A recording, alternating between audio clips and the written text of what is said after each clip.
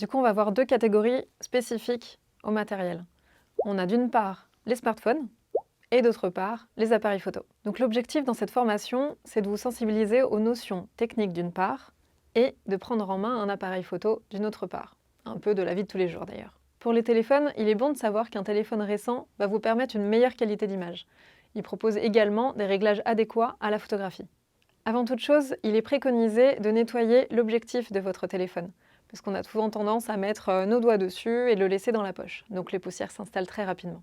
Pour en venir au point technique, la plupart des téléphones récents sont équipés de grands angles, ce qui peut aider à la photographie quand on a des espaces étriqués comme les salles de bain et qu'on a peu de recul. C'est une astuce. On considère que notre vision a une équivalence d'un objectif de 50 mm et un objectif grand angle de 16 mm, ce qui élargit du coup l'angle de vue. N'ayez crainte si vous n'avez pas de grand angle, nous allons plus tard, dans un point situation, voir comment photographier un lieu de manière stratégique. Concernant les formats, pensez qu'il y a deux sortes de formats différents, les JPEG et les RAW. Les JPEG sont compressés et les RAW, eux, sont un fichier brut non compressé. C'est pour ça qu'il est important de photographier vos photos avec du RAW. C'est plus simple derrière pour les retoucher et les retravailler. Concernant les appareils photo, il y a trois familles différentes. Les bridge, les hybrides et les réflexes. On va les expliquer dans le point suivant. Les bridge, eux, sont des objectifs qui ne peuvent pas être changés. C'est une sorte de réflexe accessible. Ils ont une amplitude de zoom qui est très très grande. Ça peut être de 55 mm à 200 mm à peu près. Il est important d'avoir un grand angle en immobilier, on en a parlé juste un petit peu avant, et d'avoir un accès à un 16 mm par exemple. Et nous y reviendrons plus tard. Les hybrides, eux, sont des appareils à objectifs qui peuvent être changés, interchangeables, ça s'appelle.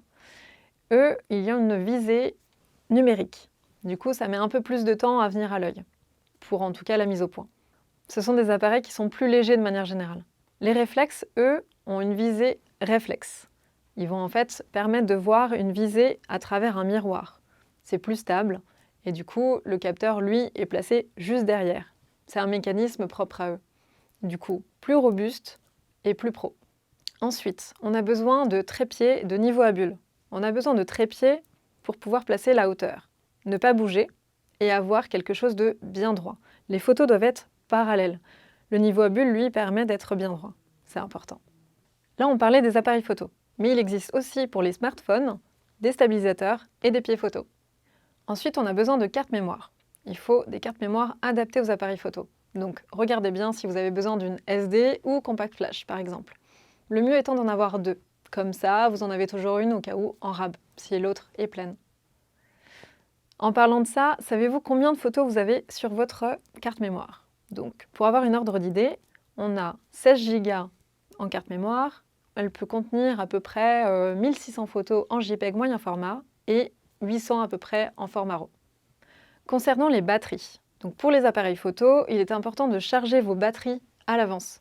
Ça paraît anodin, mais c'est important. Je vous conseille là encore une fois d'en avoir une deuxième avec vous en rab.